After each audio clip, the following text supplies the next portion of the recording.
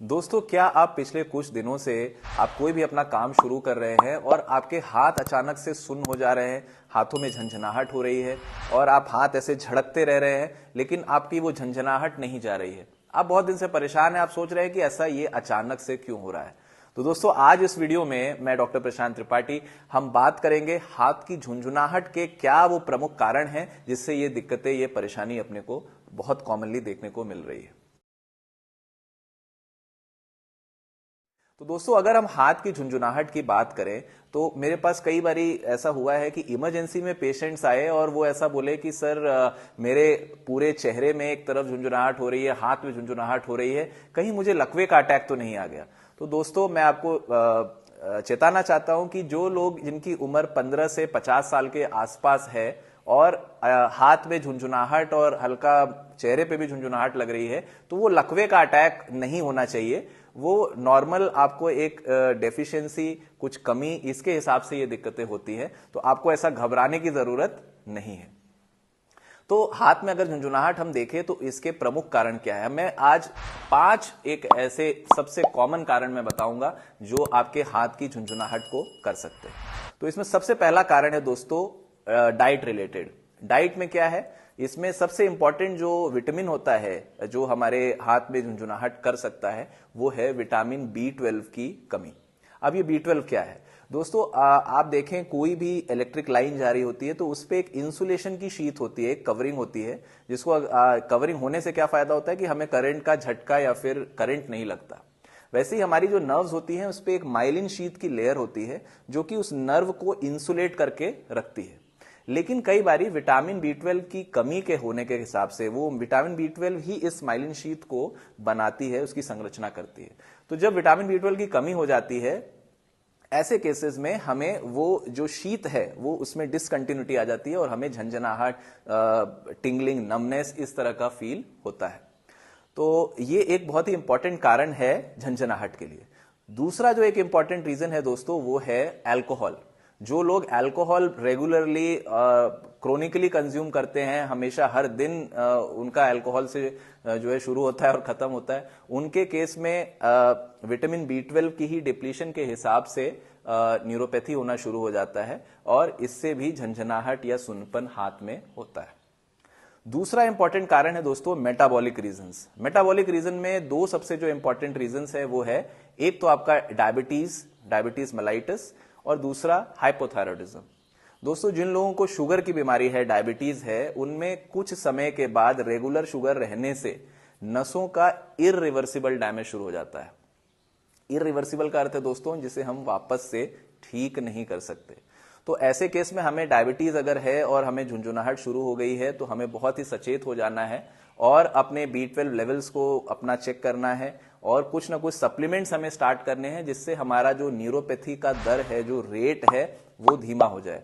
क्योंकि जो ये न्यूरोपैथी होती है डायबिटीज के हिसाब से, ये यूजुअली दोस्तों इरिवर्सिबल होती है और एक बारी अगर ये पूरी तरह से सेट इन हो गई है तो उसको रिवर्स करना पॉसिबल नहीं है। तो इसमें आपको बहुत ज्यादा ध्यान देने की आवश्यकता है। दूसरी जो मेटाबॉलिक कंडीशन है जिसमें हमारे न्यूरोपैथी हमें देखने को मिलती है वो है हाइपोथायरॉयडिज्म। जो लोग जिनमें थायराइड में TSH लेवल्स जो है बहुत ज्यादा हाई हो गए हैं, जिसका अर्थ है कि हमारी बॉडी थायराइड हार्मोन जो है, थायरोक्सिन हार्मोन जो है, वो प्रॉपर वे में नहीं बना रही है। ऐसे केसेस में मायोपैथी और न्यूरोपैथी बहुत कॉमन है। पेशेंट झंझनाहट, सुनपन और नमनेस और अपने मसल्स में पेन, शोल्डर्स में पेन, ये बॉडी पेन, टिपिकली ऐसे कंप्लेन लेकर के हम लोग के पास आते हैं। तो इसको हाइपोथायराइड को करेक्ट करके हम उस झुंझुनाहट और दिक्कत से हम निजात पा सकते हैं। तीसरा जो इंपॉर्टेंट कारण है दोस्तों वो है कंप्रेसिव न्यूरोपैथी। कंप्रेसिव जैसा ही वर्ड बोल रहा है, कंप्रेशन का अर्थ है मतलब कहीं पर हमारी नस दब रही है। अब अगर हम अपनी हाथ की नसें देखें तो बेसिकली जो हमारे यहाँ पे एक गुच्छा होता है जिसे हम ब्रेकियल प्लेक्सस बोलते हैं, उससे दो इंपॉर्टेंट नर्व्स, वैसे तो 3 निकलती हैं लेकिन सेंसेशन के लिए 2 इंपॉर्टेंट नर्व्स हैं।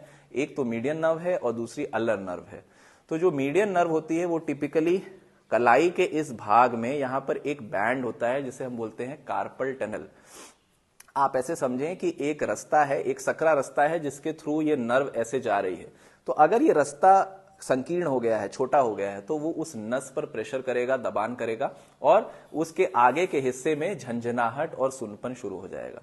तो इस कंडीशन को दोस्तों कॉमनली कार्पल टनल सिंड्रोम बोलते हैं, जो कि टिपिकली कलाई के भाग में मीडियन नर्व के कंप्रेशन से होती है।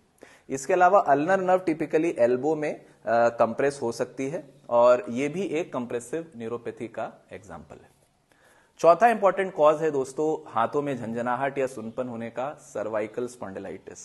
सर्वाइकल वर्ड लगभग सबको पता है, हर ओपीडी में बहुत ही कॉमन ये कंडीशन है। लोग आते हैं कि सर मुझे सर्वाइकल की दिक्कत हो गई, पहले वो डायग्नोसिस ही बता देते हैं दिक्कत बोलने से पहले। तो सर्वाइकल में क्या होता है, जो हमारी सर्वाइकल की जो रीजन है वहां पे छोटी छोटी हड्डियां होती हैं जिसे हम सर्वाइकल बोन्स बोलते हैं। इनके बीच में एक गादी होती है जिसे हम डिस्क बोलते हैं। ये गादी किसी कारणवश, कोई चोट, कोई डीजेनरेशन, इसके हिसाब से पीछे की तरफ खसक जाती है, बल्ज कर जाती है और जो हमारी करोड़ रज है, जो स्पाइनल कॉर्ड है, जो नर्व्स हैं, उनको वो पिंच करने या कंप्रेस करने लग जाती है। तो सर्वाइकल स्पॉन्डिलाइटिस भी दोस्तों एक तरह का कंप्रेसिव न्यूरोपैथी ही है और इसमें भी गर्दन से लेकर के पूरे हाथ तक नीचे ऐसा सुन्नपन, जलन और झुंझुनाहट का हमें एहसास होता है। तो ये एक तरह की कंप्रेसिव न्यूरोपैथी ही है। फिफ्थ सबसे इंपॉर्टेंट कॉज है दोस्तों हमारा आपका मेडिसिन। कुछ ऐसी दवाएं हैं दोस्तों जिसे अगर हम बहुत रेगुलरली लंबे समय तक कंज्यूम कर रहे हैं तो उससे भी हमें झंझनाहट का एहसास हो सकता है। बेसिकली ये दवाएं हमारी जो न्यूट्रिशनल बैलेंस है बॉडी का उसको डिस्टर्ब करती हैं, उससे होता है। इसमें बहुत सारी दवाएं हैं लेकिन कुछ कॉमन दवाओं का मैं नाम लेना चाहूंगा। जैसे हमारी डायबिटीज के लिए एक मेटफॉर्मिन बहुत कॉमनली दवा यूज की जाती है, इससे भी न्यूरोपैथी या झंझनाहट हो सकती है। इसके अलावा जो एंटी एपिलेप्टिक मेडिसिन हैं, जो मिर्गी के लिए दवाएं दी जाती है, उनसे भी बहुत कॉमनली देखा जाता है। और लास्ट जो दवा है वो है सिडेटिव हिप्नोटिक्स। ये ऐसी दवाएं जो हमें नींद बढ़ाने के लिए हम लेते हैं या नींद नहीं आ रही तो हम लेते हैं। ये सारी दवाएं ऐसी हैं जो लोग रेगुलरली कंज्यूम करते हैं, तो इनसे न्यूरोपैथी होने के चांसेस है।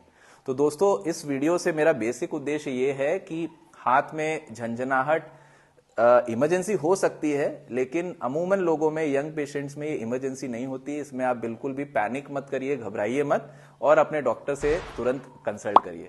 तो दोस्तों अब मैं विदा लूंगा। आशा करता हूं आपको ये वीडियो अच्छा लगा होगा। मेरा चैनल जरूर लाइक और सब्सक्राइब कर लें। मैं विदा लूंगा दोस्तों, धन्यवाद।